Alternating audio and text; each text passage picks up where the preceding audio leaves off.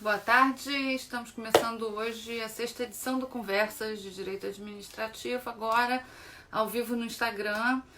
O tema de hoje será intervenção do Estado na propriedade em tempos de coronavírus.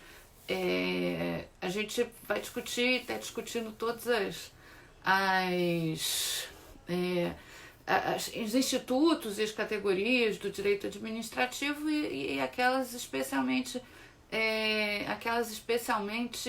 que têm impacto no momento em que a gente está vivendo. E a gente está vendo um monte de notícias que falam de administrações confiscando, ou teoricamente confiscando produtos, produções de fábricas, enfim. E aí acho que vale a pena a gente discutir essas questões à luz das categorias clássicas de intervenção do Estado na propriedade. Então eu vou chamar o Zé Vicente, que vai me acompanhar para a gente discutir um pouco esses assuntos. O André está numa reunião de novo, ele, se conseguir acabar a tempo, entra e encontra a gente aqui. Vamos lá, Zé, aonde está você? Vamos ver se a gente já... Vamos lá, vamos ver, Zé Vicente, eu vou achar aqui, opa, enviar, vamos Zé. Então, é isso que a gente vai discutir, requisição administrativa, as intervenções lato sensu, a desapropriação também, opa, vamos lá, Zé, a desapropriação, cadê? Vamos ver.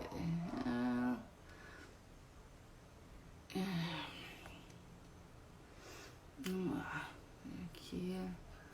Zé, não está aparecendo aqui a sua solicitação de entrada. A requisição administrativa, é claro que a gente não vai falar, porque não cabe muito o tombamento, né? Não estamos em momentos de preocupação, Rodrigo. Não estamos em momento de preocupação com o patrimônio cultural, mas a requisição, a ocupação provisória, agora sim, Zé, a ocupação provisória, agora vai rolar. A requisição, as intervenções lato sensu, e agora tá entrando o Zé, que está dizendo aqui que está entrando o Zé. E isso que a gente vai discutir, oi Zé, apareceu. E é isso que a gente vai discutir hoje, se tem alguma diferença, o que parece possível fazer, o que não parece possível fazer. E eu acho que nesse momento, a gente até falou isso em outras edições, nesse momento, mais do que nunca, parece a autoridade do Estado em todas as suas, com todas as suas, do seu esplendor. E aí eu acho que tem pouca coisa que o Estado não pode fazer nesse momento, né? Eu acho que a gente está num momento em que a gente vai ver assim um hiperdimensionamento dos poderes do Estado. Embora eu já esteja começando a ler um ou outro texto destacando o papel das liberdades, destacando... a gente começa a ter a reação de alguma literatura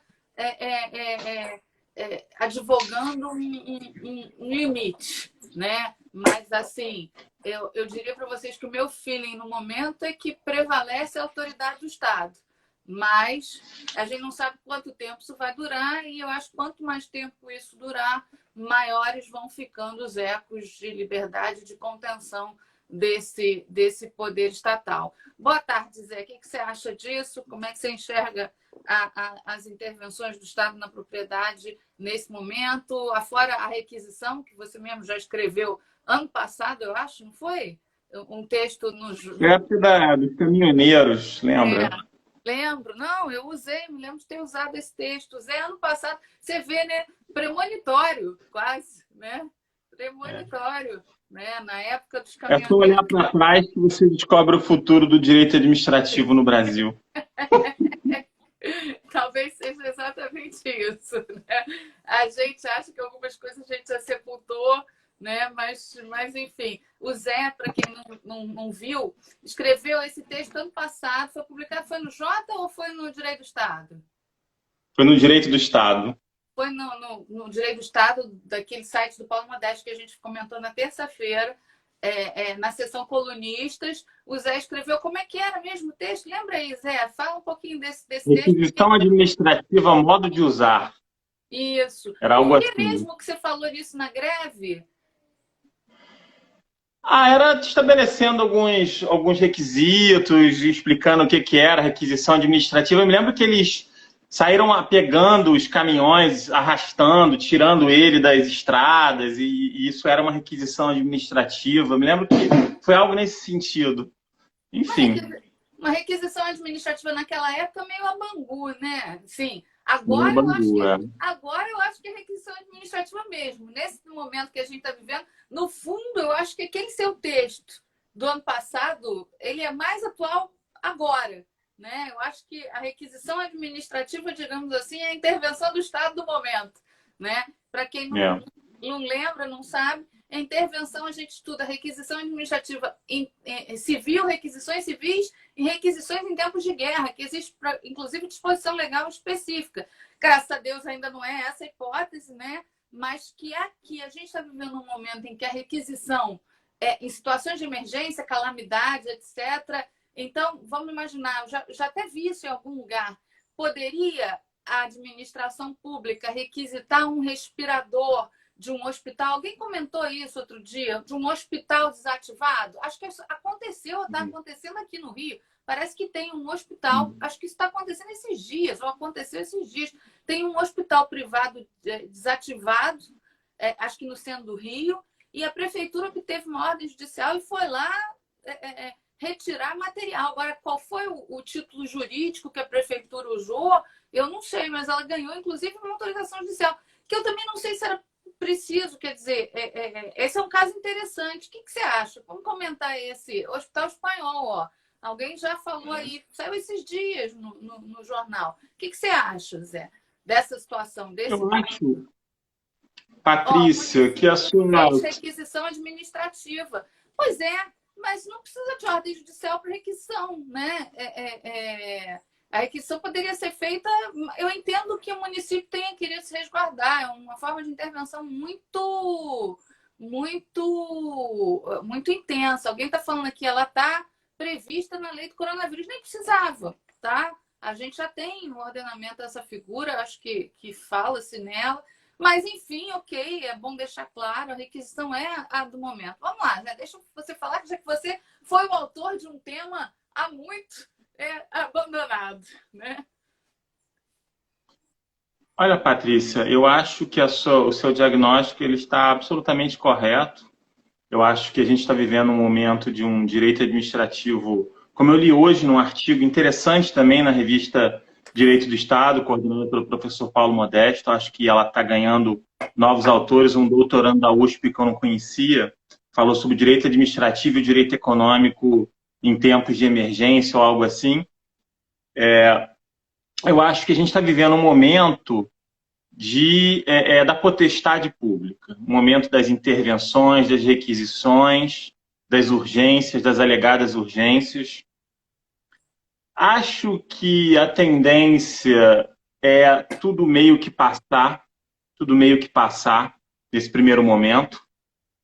Mas eu acho que, conforme você disse, começa a haver alguma literatura que estabelece requisitos, que estabelece alguns parâmetros para essa requisição. Inclusive, há uma discussão no Supremo em relação às requisições na área de saúde.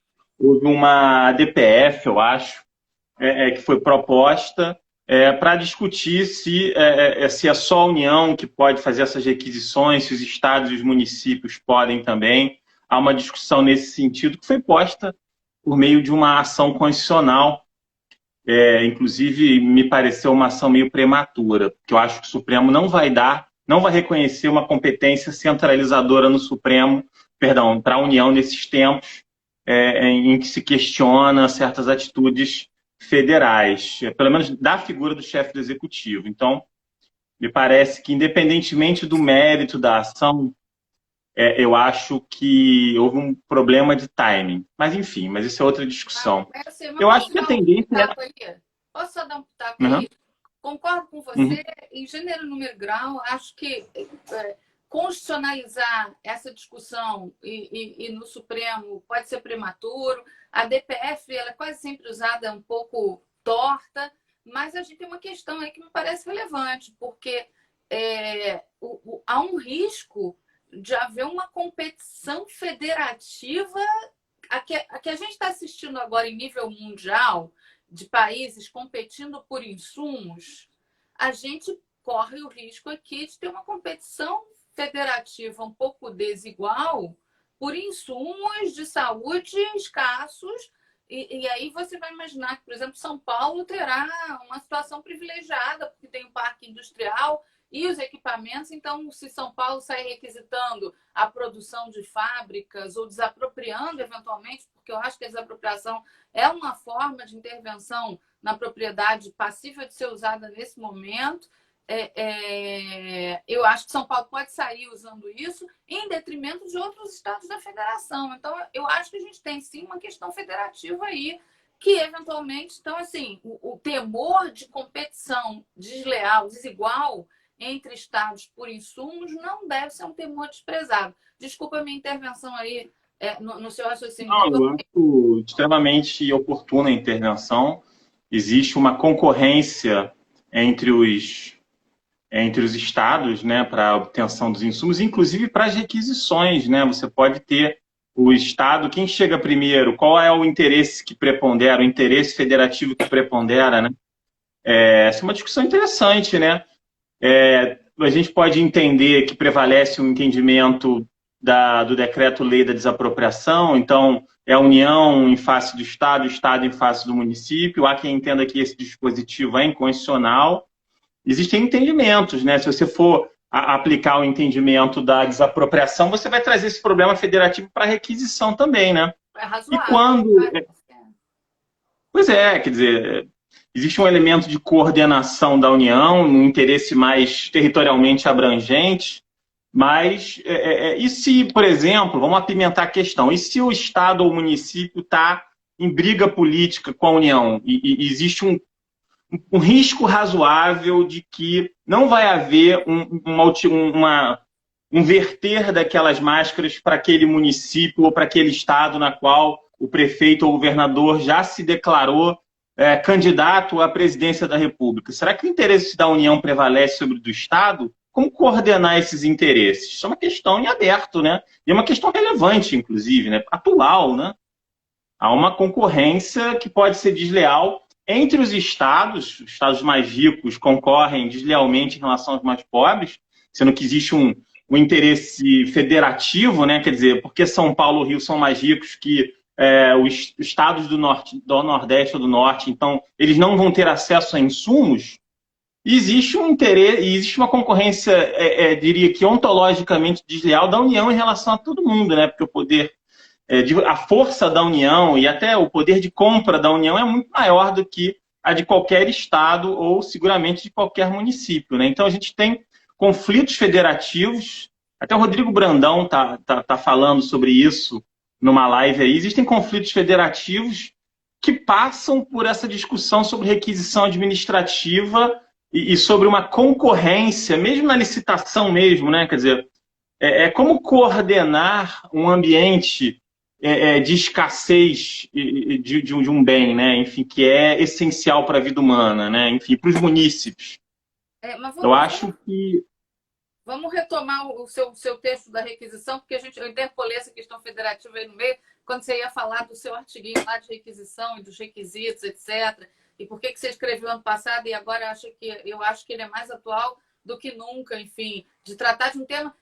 Requisição é um daqueles assuntos que a gente dá na graduação por obrigação, né? Tem que falar dos institutos, a gente tem que falar da ocupação temporária, a gente tem que falar da requisição, a gente tem que falar... Enfim, eu quando dou a intervenção do Estado na propriedade, gasto muito tempo falando das intervenções, das desapropriação, e depois da desapropriação, né? Então, ocupação temporária e requisição, eu quase só menciono. Falo bastante de tombamento também, porque acho tombamento um instituto interessantíssimo, com muitas discussões super legais, enfim. E tombamento, do ponto de vista de volume, é muito, muito real, assim. Tem muitas discussões de tombamento. Tombamento é uma modalidade de intervenção que tem muito debate porque ela ocorre na prática com muita frequência, mas a ocupação temporária e a requisição a gente vai quase nunca, né? E aí, de repente, né, como o Zé falou, o futuro é o passado no direito administrativo, né? Então a gente volta vendo um momento, mas talvez seja para isso mesmo que esses institutos existem, né? Para eles estarem lá na prateleira na hora que a gente precisa deles. E agora é a hora. E aí, fala lá do que você falou nesse texto sobre requisição e tal, que eu acho que é bem legal, né? Olha, o professor André Cirino chegou aí online, aí, se liberou lá. Mas, tá ali o comentário.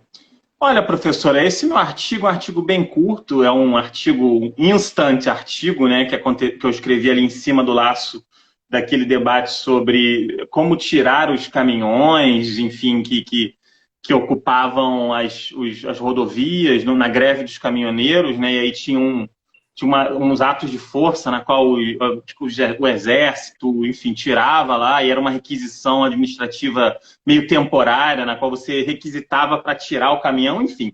É uma desobstrução, digamos assim, né? Mas agora a gente está... E aí é um artigo que apresenta o Instituto, discute os limites da indenização depois. Eu acho que o Instituto voltou. Eu acho que a gente deve passar a estudá-lo com mais vagar, né? Enfim, ele tem uma potencialidade, ao mesmo tempo uma brutalidade enorme, né? Porque a gente vê aí nas redes sociais, a pessoa chega filmando, chega lá o prefeito, né, entra na fábrica e pega as máscaras, os respiradores, é uma coisa assim.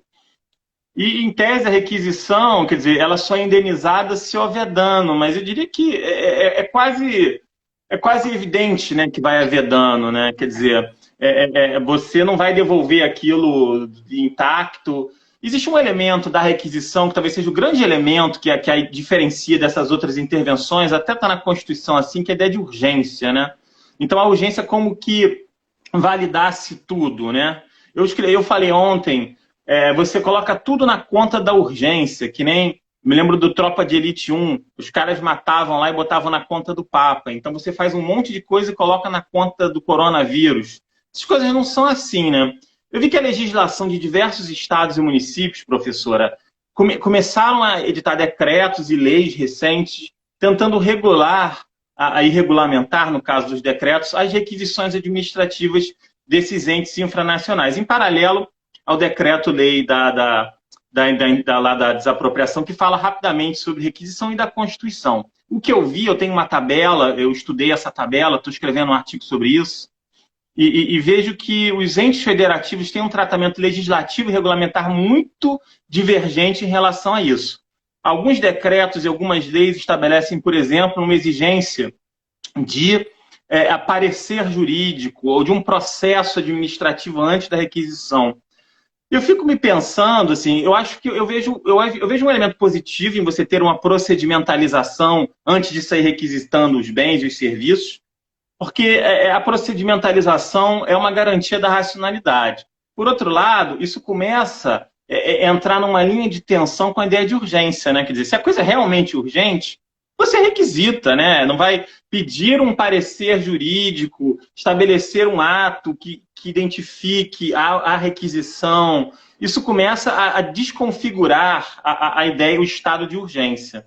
Então, há uma tensão entre uma certa procedimentalização da requisição e a ideia de urgência que justifica a própria requisição. Agora, se você não procedimentaliza, se você não racionaliza, como limitar, né? Como estabelecer algum nível de controle nisso? Controle é só posterior, sai fazendo e depois é só indenização mesmo? Então, que garantia de propriedade privada a gente tem no Brasil, sendo que o poder público pode fazer o que quiser no primeiro momento e depois os outros entes saem fazendo? Entra, faz e depois vê aí o que vai dar em relação à indenização. Aliás, eu me lembro, só para concluir minha intervenção, nesse artigo, que eu discutia também os limites da indenização da requisição. Eu acho, por exemplo, que custo de oportunidade, desmobilização, remobilização da infraestrutura, isso está tudo dentro da indenização. No mínimo, assim, para você não ter uma expropriação. Requisição não esbulho, né? Enfim, sair tomando e um abraço, né? Enfim. Apesar de uma certa performance dos nossos administradores poderem levar a achar que sim, né? Mas eu queria devolver a palavra para você também, o Cirino também já está online. Vou chamar o André, mas até duas coisas eu acho que é importante. A questão da indenização, que é uma questão sempre mal resolvida, é uma questão sempre mal resolvida na requisição e na ocupação temporária, e a gente fala que a requisição é uma indenização a posteriori, mas esse é um ponto muito complicado, essa indenização a posteriori. Qual é o exemplo que eu dou quando eu estou dando aula na graduação da hipótese de requisição? Curiosamente, é um exemplo da área médica, né? Eu imagino o seguinte, uma situação muito mais da nossa... É uma situação muito mais da nossa realidade. A hipótese que eu imagino bom, teve um deslizamento de terra, teve uma catástrofe causada por chuvas fortes, várias pessoas para serem removidas, vários feridos, mortos, e pessoas para serem removidas para as unidades hospitalares, e não há ambulâncias públicas suficientes para a remoção das pessoas e nem equipamentos para aquelas pessoas em situação de calamidade naquele momento, naquela urgência, daquelas pessoas que foram soterradas, etc. O poder público, nessa situação, esse é o exemplo que eu sempre dei. Ele tem lá, a cidade tem clínicas, tem hospitais privados, etc. Ele pode requisitar aquelas ambulâncias para remover as pessoas para as unidades de saúde, e eu acho que essa é uma hipótese de... André, onde está você? Essa é uma hipótese de requisição, que eu sempre achei que era, no caso, a situação de emergência, de urgência, é inequívoca, imediata agora sim, inequívoca, imediata enfim, leva à situação. E nesse caso, nessa hipótese que eu engendro, não dá para falar em indenização prévia. A indenização é a posteriori. Legal, André, obrigada. Já está vestidinho para a reunião, né? Lá, ó. O que é a vestimenta? O que é a vestimenta? Né? Eu ouvi uma história muito engraçada, fazendo parêntese. Pô, eu esqueci de fazer a barba. Parece que um escritório grande e conhecido, que o sócio do escritório puxou, vocês já conheceram essa história, puxou a orelha dos advogados e você vê só, vocês estão em quarentena, gente, vocês não estão Saiu na Folha de São Paulo. Saiu uma nota na Folha, botando o nome do santo lá. Eu ouvi o nome do santo também, mas porque é um pouco isso, né? A gente aquela história. Outro dia eu li, inclusive, uma etiqueta de que a gente nem deve fazer essas coisas, por exemplo, de bermuda e de shorts, mas aí eu acho too much, entendeu? Eu ainda não me resigno em vestir uma calça, não. A bermuda é o uniforme da casa, né? Mas que até isso a gente tem que... Enfim, fechando essa camisa fica pendurada ali. Ela, sempre que tiver, vai ser ela, entendeu? Claro, evidente. Né? Até porque quem tá lavando roupa eu ia falar sou eu, não, é minha mulher. Essa tradução é da minha esposa. Olha, eu antes que alguém fale, né? A esposa ele fala, eu cozinho, eu limpo, faço tudo. Só lavar roupa, essa na divisão dela. Não, sim, gente, a situação é essa, né? Mas tem uma coisa que eu não vou usar nesse período da quarentena, chama ferro de passar roupa. Ele está guardado e ficará. Todas as roupas, elas saem da máquina, eu tenho uma secadora, eu seco e dobro imediatamente e vai embora. Que aí tá quentinho e fica exatamente. Sim, ótimo. Vamos fechando o padrão americano. Fechando o nosso parêntese aqui, e eu estava concluindo o raciocínio. Nessa situação que eu inventei, que eu justifiquei, que eu exemplifico a hipótese de requisição, a indenização prévia não se dá. Não teria como. A requisição é uma situação imediata para não ter indenização. Essa hipótese agora, que vamos lá, requisitar a produção de uma fábrica. Alguém perguntou aí, eu achei uma pergunta extremamente pertinente, haveria discricionariedade na decisão entre requisitar e contratar diretamente? É uma coisa complicada. Assim, por que não uma contratação direta imediata? Porque a requisição, a contratação implica algum pagamento. A requisição, não. Essa situação da prefeitura com esse hospital, eu acho que ela vai se avizinhando mais da requisição. A hipótese da requisição versus contratação direta é que, eventualmente, o produtor ou o detentor do insumo pode se recusar. E aí não tem contratação direta, porque contrato não vai ser realizado.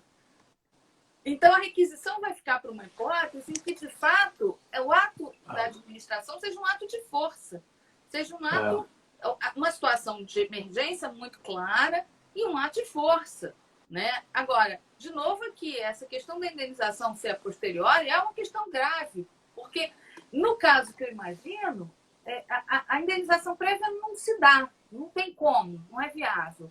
Nessas situações, eu nem sei. Eu queria te ouvir, André. A gente está falando mais de requisição aqui, porque parece que é o do momento. Claro. Mas que você, inclusive, se achar que cabe outras coisas. Tem uma pergunta aqui interessante também, do João, sobre competência, se não é da União competência para legislar. Eu queria que você falasse um pouquinho dessas coisas. A gente ouviu o Zé e vamos ouvir um pouquinho de você. Eu ouvi... o que eu tinha anotado para falar é justamente a provocação que alguém fez sobre o problema licitatório, né? Eu notei aqui o problema licitatório, porque uma das primeiras coisas que me ocorreram foi essa, assim, o pessoal está saindo fazendo requisição à torta à direito, pode ter uma combinação, né? Estou pensando aqui no pior do ser humano, né? O sujeito combina, fala, olha, requisita, entra aqui na minha fábrica e leva tudo, depois a gente combina aquele negócio. Não é possível. Você aí faz uma contratação direta, com uma proteção, um nível de proteção, vamos colocar assim, aumentado, né? Enfim, é claro, né, que você tem uma série de justificativas, a gente tem a LINDB, as circunstâncias, o estado de calamidade, tudo, como o Zé disse, está justificando tudo, né? O Gustavo Binemboim ontem comentou, a gente falando sobre coisas do Estado e decisões judiciais, a decisão agora do Alexandre de Moraes de ontem, não sei se você teve a oportunidade de ver, Patrícia, ela inverte a subsidiariedade, ele diz assim, que a legislação local de proteção e contenção do coronavírus prevalecerá mesmo se houver superveniência da lei federal. Ele coloca isso, está no dispositivo da decisão. Então, a gente está vivendo um momento de muito, assim, um assodamento, né, decisório, que eu tenho até dificuldade de julgar, tá? Assim, porque imagina as pessoas que estão com a caneta na mão, que tem que decidir, como é que você também julga as pessoas que têm esse agente público, né? Então, mas a gente está vivendo essa inversão, né? Aí o Gustavo comentou assim que, como é que é, coronavírus makes bad law, né? Que a gente, hard cases make bad law. Exatamente. Né? Assim, a gente realmente, a COVID-19 makes terrible law, né? Assim, Isso a gente é circunstancial. Pois circunstancial. E isso também é bom para desmistificar um pouco. Eu acho que essa é uma coisa que a gente tem que ter na cabeça, de achar assim, decisão do Supremo, decisão do Supremo, ela nem sempre é a melhor direita ou a melhor doutrina.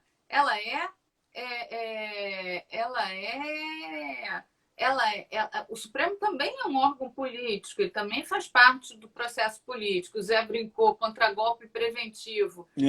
Assim, o judiciário, essa afirmação, coronavírus makes bad law, é perfeita, é isso mesmo. O Gustavo está certíssimo. Eu acho que a gente tem. E aí eu acho que isso é legal da nossa conversa aqui, porque a gente está discutindo um tema à luz do que é a teoria tradicional, etc., e as questões da teoria tradicional, mas a gente tem que saber que em situações de exceção ou excepcionais, a coisa nem sempre corre no modelo by the book, né? Uma coisa que eu acho que a gente tem que... Tá faltando Marechal Lott, Daniel? Não, né? O que eu acho é que a gente tem que agora, e aí é uma preocupação que eu acho que eu queria que você e o Zé comentassem, que é uma coisa que eu ponderei no início, o que a gente vai ressalvar de garantias individuais, porque vamos pensar, inclusive, nas limitações sobre a propriedade lato sensu, que eventualmente pode, sei lá, alguém, vamos imaginar a seguinte situação, ingressar alguém na casa para retirar, eu vi esses dias alguém especulando essa hipótese, ingressar alguém na casa para retirar pessoas contaminadas, para levar para uma quarentena, seria um worst case scenario, assim, uma medida pública de todas as pessoas, casos que tenham pessoas contaminadas, o poder público ingresse na casa para retirar as pessoas. Você tem uma situação, É o meu. seu, né? Eu tô Vou desligar aqui. não. É telemarketing, o telefone fixo só toca para isso. Não duvido. Então, assim, a gente tem que pensar também qual vai ser o limite, né? Porque, teoricamente, a gente já discutiu esse ingresso na casa no caso da dengue, né? No caso dos agentes de vigilância sanitária, para ingressar dentro das residências, onde houvesse foco, se alguém podia recusar a entrada dos agentes de vigilância sanitária por garantia da inviolabilidade de domicílio. E na época, que eu me lembro, a gente prevaleceu o entendimento de que haveria possibilidade de ingresso à força para casos de eliminação de focos, etc., diante de denúncias de vizinhos, enfim. Então, assim, a gente naquela época fez essa compreensão de que essa intervenção na propriedade era possível. E agora? Né? Como é que será que a gente vai lidar com isso? Né? Então, eu queria ouvir vocês um pouquinho qual o limite, né? Até onde a gente vai? Né? Até onde a gente vai? Né? Não sei, acaba sendo uma decisão. Eu acho que talvez o que a gente possa fazer, né, como estudioso do direito, é quem tem o direito de errar nessas decisões, talvez, né? Sim. Talvez, pensando alto aqui. Assim, porque alguém vai ter que tomar essa decisão, né? Enfim, e talvez o custo disso seja um custo mais político, não jurídico, né? Enfim, que a gente possa precificar, né? No sentido, como é que você precifica do ponto de vista do accountability, da responsabilidade, esse tipo de decisão, né? Talvez o excesso de judicialização é péssimo, né? Para isso, né? Sim. Então, mas, por outro lado, e aí isso é uma coisa legal, a gente está vendo o sistema funcionando, né? Então, eu acho que qualquer abuso também vai ser combatido. A gente tem, claro, tem que tomar cuidado com o clima de histeria popular que tende a aceitar mais intensamente as intervenções do Estado. Então, assim, a gente realmente vai ter que fazer um controle aí muito fino disso, né? Porque no momento a gente encontra a sociedade muito amedrontada e, portanto, muito mais permeável a medidas mais invasivas, né? Sim. Mas, por outro lado, assim, o sistema está funcionando, isso é legal, né? Eu vou ver o que o Zé acha. Vamos lá, Zé, vamos ver se a gente... Celular e câmeras são úteis para registrar abuso, eu não tenho muita dúvida disso, mas também podem ser, cadê Zé? Mas também podem ser coisas assim, ser instrumentos de restrições. A gente está vendo essa realidade em países asiáticos que estão usando celulares como instrumentos para reduzir a circulação das pessoas. Te chamo, Zé, vamos ver o que eu transmiti ao vivo. Já te chamei. Né? Então, assim, vamos lá, que tem uma outra pergunta aqui também, do Pedro Duarte, né? A discussão é jurídica ou de política enquanto gestão pública? O quanto esses dois se misturam? Eles se misturam o tempo todo, né? Eles se misturam o tempo todo. Aqui, o limite entre o jurídico e o político é muito tênue, tá? Nesse contexto que a gente está vivendo. E eu acho assim, talvez ele seja sempre tênue, que a gente, o direito, ele quer se pretender menos permeável a essas coisas do que ele é de verdade. E num momento como esse, todos os biombos caem, né? Então, enfim. Zé, e aí, o que você acha? As liberdades, quais são os limites? Eu queria falar sobre alguns assuntos que foram tratados, questão da competência legislativa da União. fato, a competência legislativa é da União. Ela exerce, por exemplo, a lei de greve tem procedimento de requisição, a lei do SUS também tem, a lei da desapropriação também tem genericamente. O que esses entes infranacionais estariam fazendo, ô Silva, que foi quem perguntou, seriam os procedimentos administrativos prévios à requisição. Então, eu acho que isso é matéria de direito administrativo estadual ou municipal e, portanto, não haveria uma inconstitucionalidade por vício de competência. Segundo ponto que vocês comentaram aí, requisição versus contratação direta. Eu acho o seguinte, Patrícia, eu acho que requisição é mais rápido do que contratação direta, por mais que a contratação direta seja rápido. Você vai ter mais garantia, porque tem contrato. Depois eu quero falar esse comentário aí vou fazer um parênteses aí, negócio da ciência aí, porque eu quero comentar um artigo aí que criticou o nosso artigo, mas enfim, vamos voltar aqui para a requisição antes que eu me perca. A requisição é mais rápida, ela é mais brutal, ela é mais violenta, e você paga depois. A contratação direta, em tese, você paga depois também, né? Porque você presta o serviço e depois você recebe, né? Pela lei de finanças, né? E, aliás, isso foi uma das discussões, né? Que atrasou, inclusive, a burocracia brasileira, essa regra de finanças em relação à contratação das máscaras, eu acho, que parece que já estava licitado, tinha contratado e chegou o governo americano e pagou na hora ali, e aí levou as máscaras, enfim. Então, assim, eu acho que a requisição ela é mais rápida no próprio ato, porque a contratação você tem que ver requisitos de habilitação. Mesmo a direta, você tem requisitos de habilitação, tem uma burocracia. Alguns autores até chegam a dizer que a contratação direta não deixa de ser uma licitação muito rápida, assim, com os procedimentos absolutamente... você tem verificação de habilitação, etc, etc. Coisa, requisição você chega e pega, né? Então, eu acho que a requisição é mais rápida. Talvez o elemento não seja pagar antes ou depois, porque eu acho que todas elas pagam depois. Agora, o ponto mais interessante dessa discussão, Patrícia, eu acho que são os limites da requisição. Eu estabeleci aqui alguns limites. Aqui. Eu li aqui meu artigo para me lembrar, né, do que eu estava falando na época, que felizmente é um artigo curto. Eu acho que os limites são os da proporcionalidade, ou seja,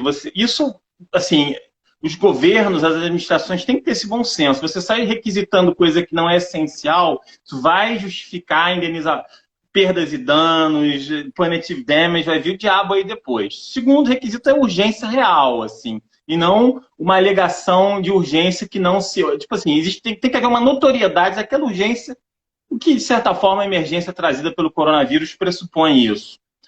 Outro elemento importante da requisição, ela só incide, salvo casos de estado de defesa de sítio, sobre bens privados. Não existe requisição administrativa sobre bens públicos. Inclusive, o Supremo já invalidou uma requisição federal sobre hospitais municipais do Rio. Lembra que tinha uma época do caos no município do Rio, e aí tinha ali perto da FRJ, a administração César Maia, se não me engano, um mandado de segurança, e o Supremo invalidou aquela requisição, alegando que se tratava de bem federal, de bem municipal, perdão, e não poderia haver essa requisição. A Constituição, no artigo 5º, 25, fala de bens privados. Mas tem um ponto aqui, Patrícia, que eu estava vendo agora, que foi o seguinte: a lei do coronavírus, a lei 13.979, em seu artigo, anotei aqui, em artigo 3º, inciso 7, fala o seguinte: para enfrentamento, blá, blá, blá, dentre outros, as seguintes medidas. Inciso 7. Requisição de bens e serviços de pessoas naturais e jurídicas. Hipótese em que será garantido o pagamento posterior de indenização justa. Requisição de bens e serviços de pessoas naturais. Requisição de serviço de pessoa. Ponto. Agora vamos ver o que a Constituição fala no artigo 5º, inciso 25. A Constituição fala, no caso de iminente perigo público, a autoridade competente poderá usar de propriedade particular, assegurada ao proprietário indenização ulterior se houver dano. Propriedade particular inclui serviço prestado por pessoa física? Eu acho essa uma discussão interessante.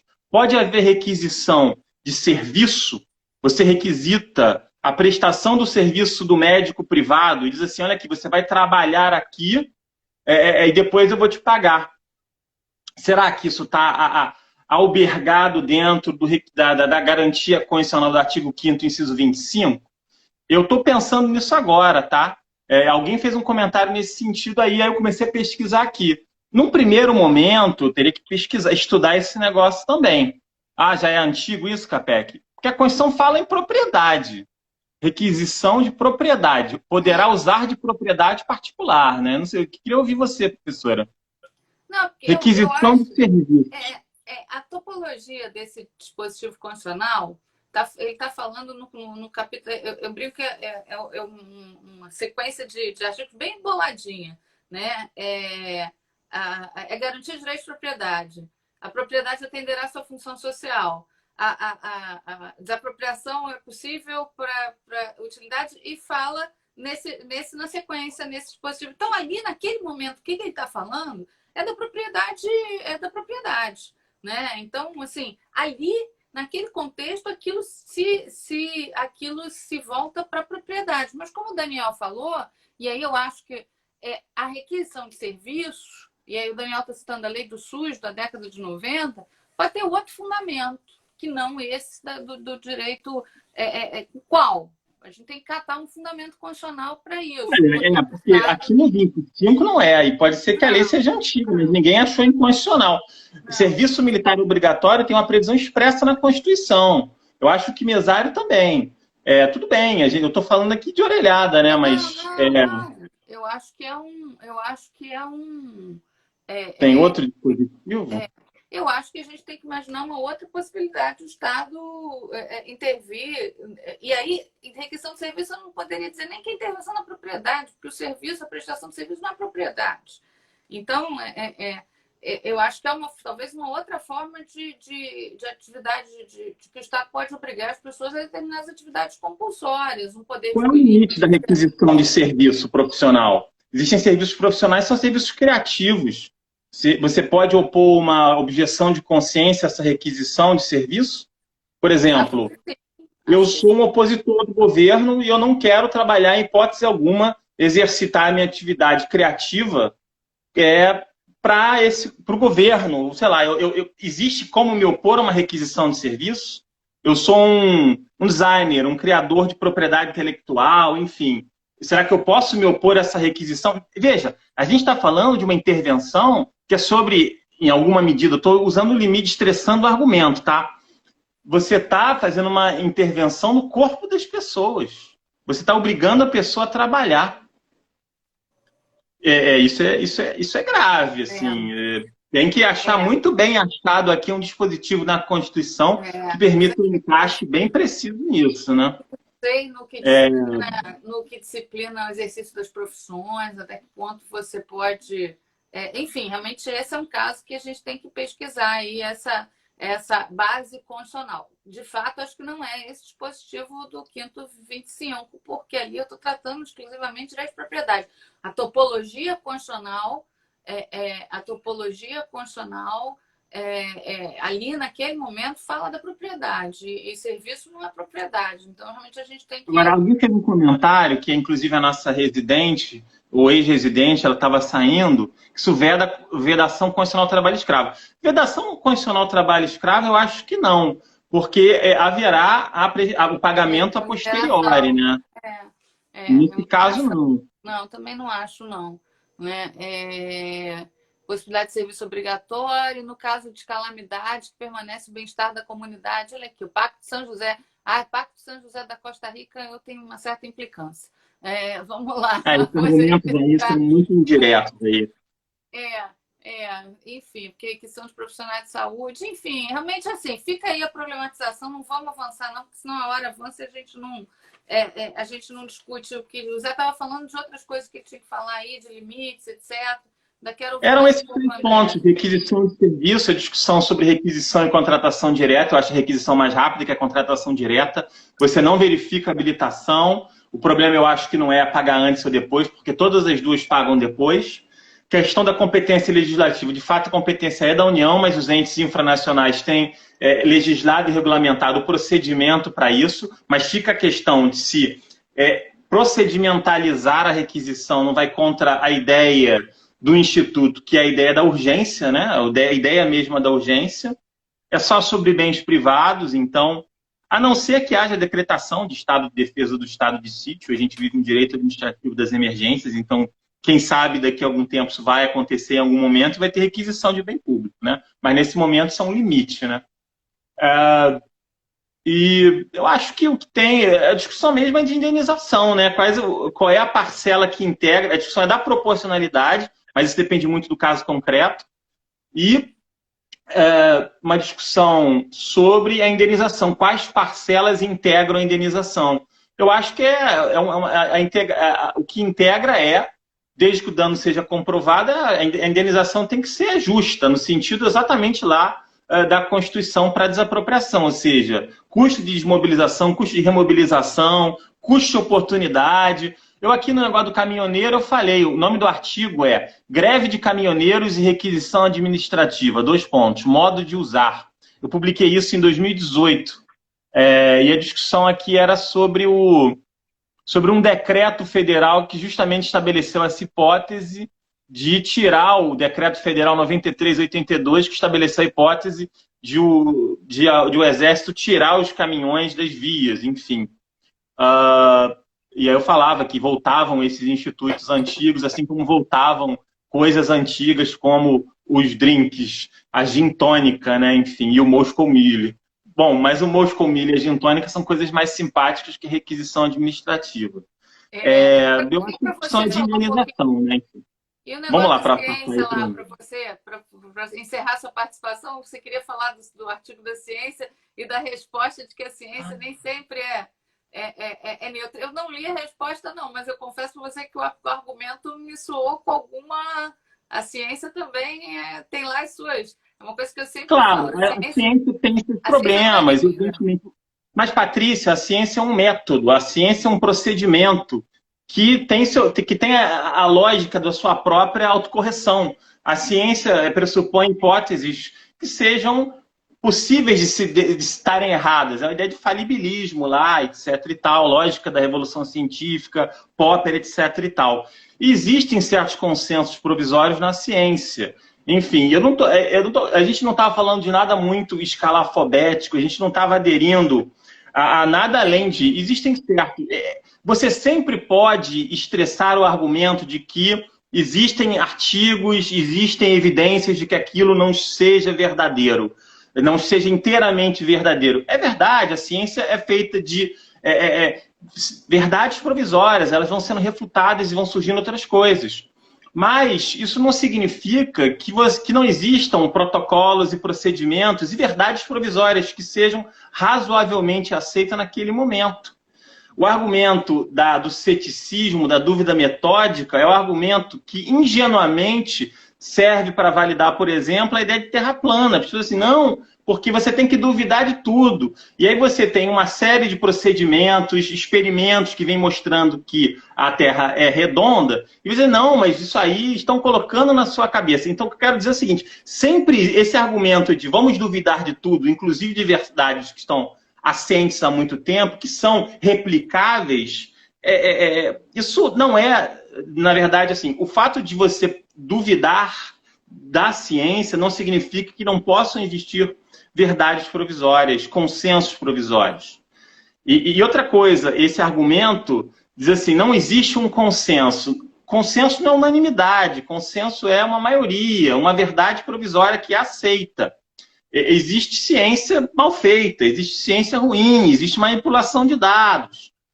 O que não significa, discutir a neutralidade científica ou a não neutralidade científica, não significa que, quando eu afirmo que a ciência não é neutra, a ciência não é neutra de uma forma que a minha opinião sobre a preferência da banana ou da pera não é neutra. Assim, existem modulações dos problemas de pesquisa, do recorte da amostra, coisas que se discute weberianamente essas questões, mas existe um procedimento que chega a verdades que são razoavelmente seguras. E se você duvida disso, você pula do seu apartamento que você vai descobrir que a lei da gravidade é verdadeira. Isso não é verdade em relação a banana ser melhor que pera. Eu adoro fruta do conde. Minha mulher odeia fruta do conde. Eu não consigo provar que fruta do conde é a melhor fruta que existe. Eu estou convicto disso. Então, assim, a não neutralidade da ciência é diferente da não neutralidade de opiniões, o que faz com que você não deva ou não possa opinar sobre ciência de uma forma meramente subjetiva. Enfim, só queria falar isso. O que eu acho que é o irrefutável para o argumento de vocês, e ciência sendo neutra ou não sendo neutra, é que o chefe do Poder Executivo, que foi aquilo que eu vou chamar, André, que foi aquilo que a gente comentou outro dia, né?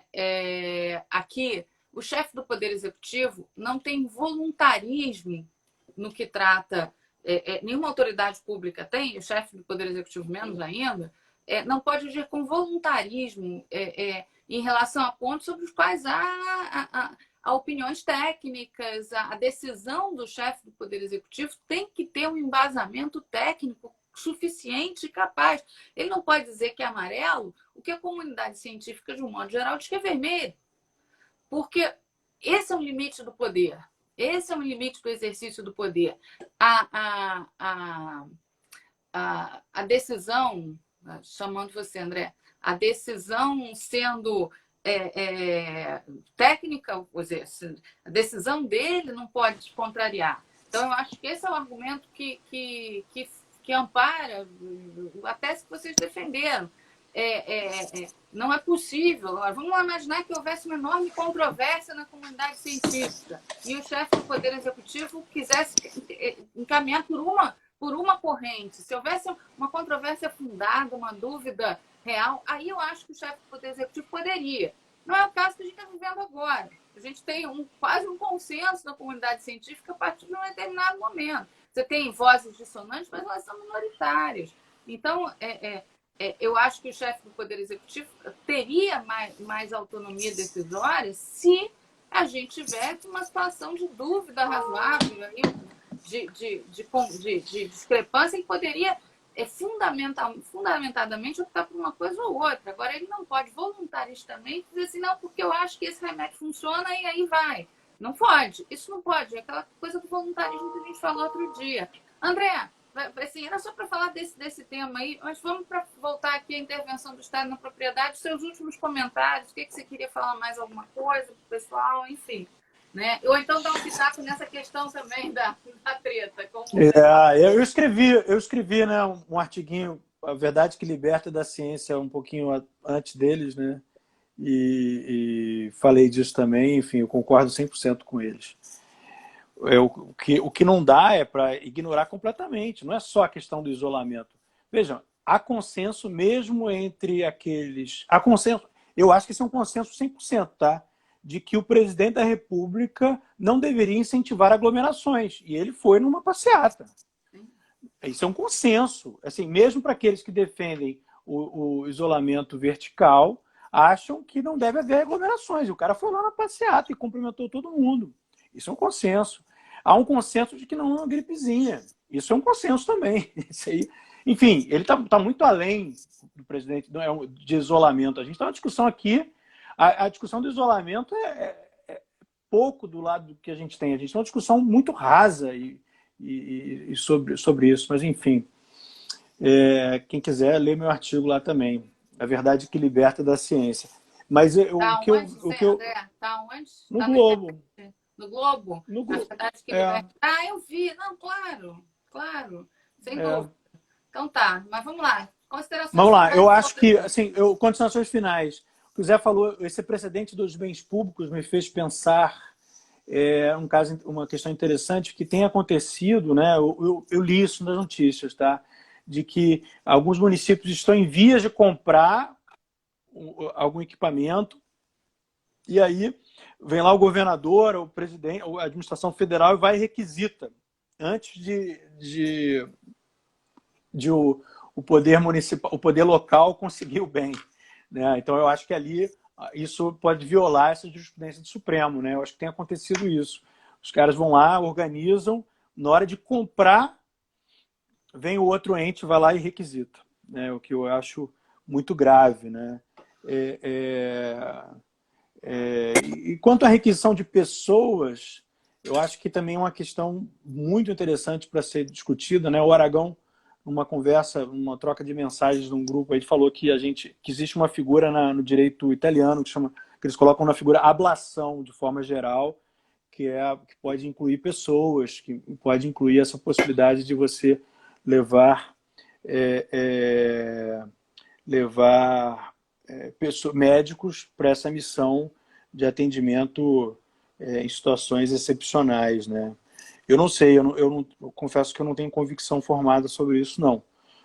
Mas eu tendo a achar que o poder de polícia pode ter algumas estratégias, né? Enfim, uma capacidade de regular, do Estado regular profissões, né? Que você mencionou no artigo 5º, lá inciso 11, né? Combinado talvez com 174, talvez seja fundamento bastante para isso, né? Até porque essa requisição do Covid, diferentemente das outras requisições, fala explicitamente que sempre haverá indenização, né, Patrícia? Das requisições de antigamente que poderia não haver. Oi? Não, porque efetivamente... A Lei 13.979 fala em que será garantido o pagamento posterior de indenização, né? Enfim, tem que haver indenização sempre, né? Enfim, garantido. Acho que a requisição sem indenização em tempos de guerra, quando muito, e numa situação muito extrema, não dá mais para imaginar isso sem não. Uma coisa que o Daniel falou, esse controle de pessoas por celular, não está em intervenção do Estado na propriedade, acho que está em intervenção com o poder de polícia, de modo geral, no que, aliás, se a gente olhasse num olhar mais amplo, as intervenções do Estado na propriedade que a gente está tratando são instrumentos, de alguma maneira, de poder de polícia, tá? Assim, latíssimo senso, né? O Zé falou aqui em abuso do poder de requisitar. É uma boa expressão, a gente pode eventualmente usar isso. Enfim, a gente está acabando, o nosso tempo de 1 hora está no fim. Eu queria agradecer a vocês mais uma vez aí pela participação. Acho que a gente conversou sobre várias coisas que são interessantes e deu para os nossos ouvintes, espectadores aí, muita coisa para refletir.